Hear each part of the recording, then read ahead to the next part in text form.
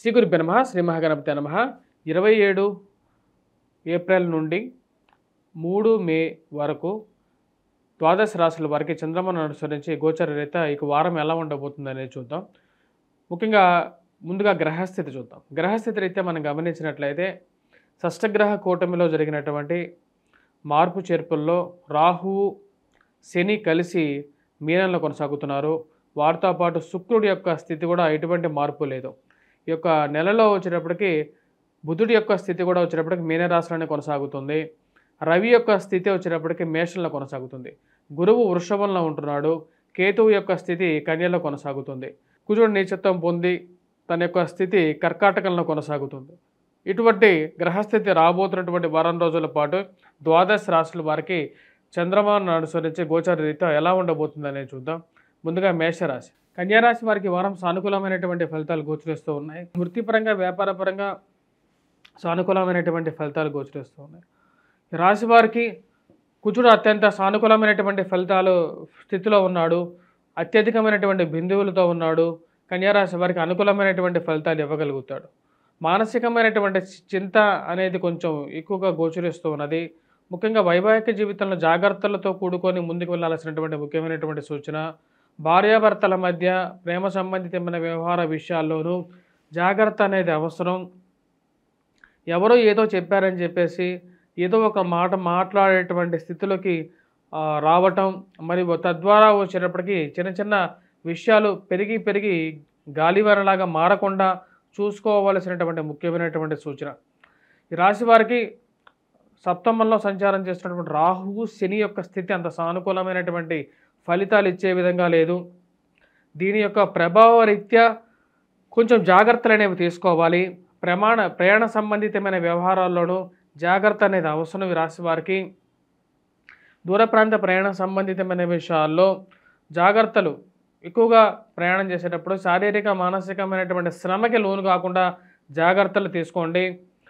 మరియు అదేవిధంగా రాశి వారికి కుజుడు యొక్క సానుకూలమైనటువంటి స్థితి వృత్తిపరంగా అనుకూలంగా ఉంటుంది. మీకు కష్టానికి తగినటువంటి ఫలితం పొందగలుగుతారు. ఉద్యోగ ప్రయత్నాల్లో కూడా అనుకూలంగా ఉంటుంది. భూ సంబంధితమైనటువంటి లావాదేవీల్లో కన్యారాశి వారికి సానుకూలమైనటువంటి ఫలితాలు గోచరిస్తూ ఉన్నాయి. కన్యారాశి వారికి కుజుడు యొక్క సానుకూలమైనటువంటి స్థితి కోర్టు సంబంధితమైన వ్యవహారాలు, భూ సంబంధితమైనటువంటి లావాదేవీల్లో సానుకూలమైనటువంటి ఫలితాలు వస్తాయి. మధ్యవర్తి పంచాయతీల విషయంలో కూడా సానుకూలమైనటువంటి ఫలితాలు గోచరిస్తూ ఉన్నాయి.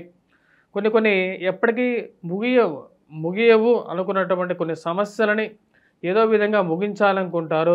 కుజుడు యొక్క స్థితి దానికి అనుకూలంగా ఫలితాలు ఇచ్చే విధంగా ఉంటుంది. తద్వారా వచ్చేటప్పటికి రాశి వారికి కుజుడు యొక్క సానుకూలమైనటువంటి స్థితి రీత్యా యోగకారకమైనటువంటి ఫలితాలు పొందగలుగుతారు.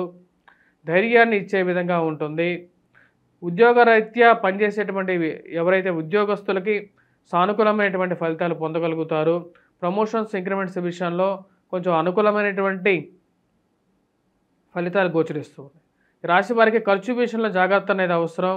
జీవిత భాగస్వామి ఆరోగ్య సంబంధితమైన విషయాల్లో జాగ్రత్తలు తీసుకోవాలనుకుంటారు.